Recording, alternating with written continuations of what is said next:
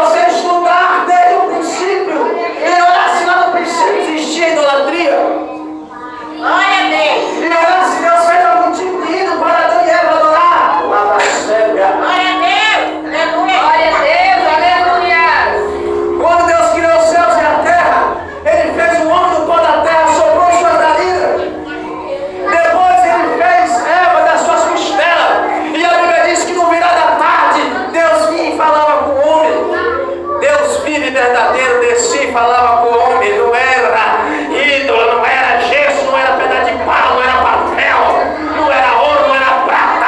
Era o próprio Deus vivo, falava com o homem no princípio. Lava séria. Mas aí a serpente enganou a Eva, usada pelo diabo. E agora vem tanta palhaçada, é tanta santaiada, aleluia, começando lá por aquela mulher que se casou com seu próprio filho, Semíramis, que casou com Nirote, que fez a Torre de Babel para encher de idolatria, para que os homens viessem a adorar ídolos e ficassem na escravidão do pecado. E isso se alastrou até o dia de hoje. Mas a palavra de Deus é a mesma. Quando Jesus Cristo veio, Ele veio restaurar o princípio. É tanto que até o povo de Deus, muitos que aproveitavam dos mau comportamento dos ímpios, colocaram dentro da casa de Deus homem com várias mulheres. A poligamia liberada na lei de Moisés. Até os profetas, até os reis de Israel se aproveitaram. Aleluia. Mas quando Jesus Cristo veio, Ele disse que no princípio não foi assim. Largará o teu pai com a mulher, sua esposa, e serão a sua carne. Por isso Jesus Cristo, Ele restaurou tudo.